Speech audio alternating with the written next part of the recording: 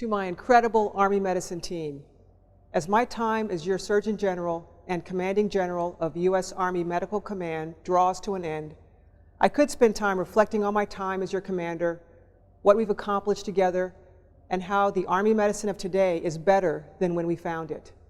I could talk of all the advancements in lives saved, patients seen, surgical procedures performed, dental exams completed, pounds of food inspected, numbers of soldiers deployed in support of combatant commands, and on. But I won't. Because in reality, this is nothing new. This is what we do. This is the awesome capability that we bring. You see, we are part of a family business whose longevity is not measured in decades, but in centuries. We are part of a noble tradition that has been caring for wounded, relieving suffering, healing ailments, protecting health, developing new cures, and preventing diseases for centuries. And it's mind-boggling to me that I had the opportunity to be a leader of it for just a small sliver of our timeline, 0.016 of it to be precise. Just think, 244 years ago, General George Washington arrived in Cambridge, Massachusetts. His first orders were released 24 hours after he took command. In those orders, there were 3 separate commands that dealt with healthcare. 3. One dealt with sanitation, one with personal cleanliness of the soldiers, and the third was an attempt to prevent an outbreak of smallpox. The health of the Army was at the forefront of Washington's mind. He knew that no Army can succeed if its strength is diminished. In 2005, the Smithsonian Magazine published an article called "Washington Takes Charge." They postulated, and I quote, "When historians debate Washington's most consequential decisions as Commander-in-Chief, they almost always argue about specific battles.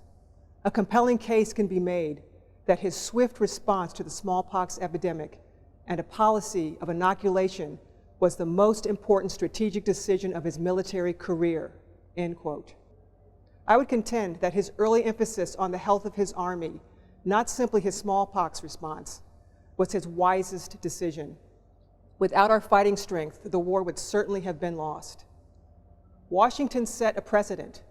The U.S. Army began life with the understanding of the importance of health, fighting strength, and quality medical care.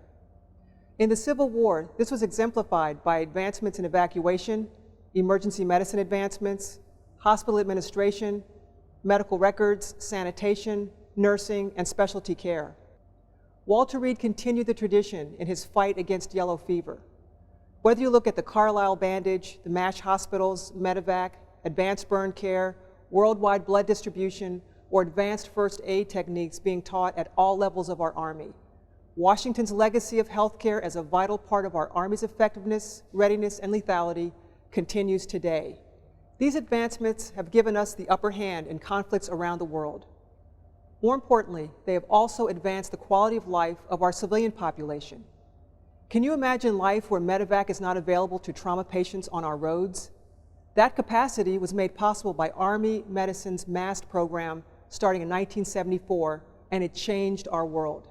What about emergency rooms, professional nursing care, widespread vaccinations, advanced burn treatment, trauma centers? These are all things that the Army either started or played a significant role in its advancement. I know what you're thinking. Why the history lesson? Well, I'll tell you why. It's because this message is definitely not about me. It's about us, the descendants of those professionals who took the first orders from George Washington all those years ago and have been operationalizing that commander's intent throughout history, achieving greater and greater excellence from the days of the colonial apothecaries that used crude but well-meaning remedies such as chalk and calamine to modern-day robotic surgery, tourniquets, and cutting-edge malaria treatments.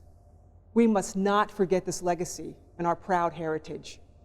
Our former TRADOC commander commented to us in a professional development session that we all know what we do in our various occupational specialties, but we must never forget what we are for. And for us, we are for conserving our nation's fighting strength. As I was reflecting on what it has meant to be the commanding general of MedCom, I thought back to General Milley's initial message to the force. He stated that our fundamental task is like no other. It is to win in the unforgiving crucible of ground combat. MedCom as a supporting command does not win wars. I understand this. We have, however, remained a critical enabler to ensure our Army achieves this end. Our nation's mothers and fathers know that when their sons or daughters become ill or injured, we are there. We are ready. And this gives them the confidence to send them into harm's way, to win our nation's war, if called upon.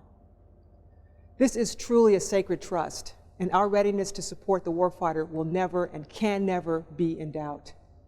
Our nation truly has a priceless gem in our Army Medical Department.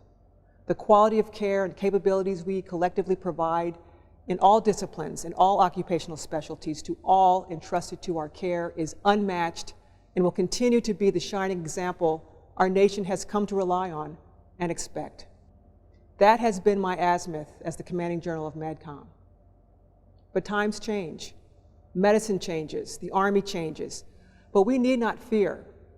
We simply need to be diligent and remember what we are for. We have been agents of change for 244 years. Now we need to face the challenge of a new era while holding fast to the truth of our past. Medical care matters. Our warriors matter.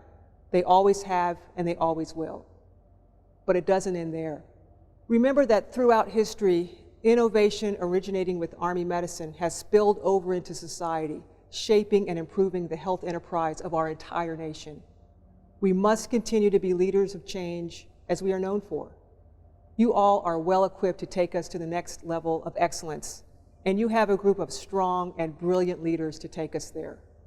Army medicine is in phenomenal hands. American author Alice Walker said, and I quote, "Thank you is the best prayer that anyone could say." I say that one a lot. Thank you expresses extreme gratitude, humility, understanding, end quote.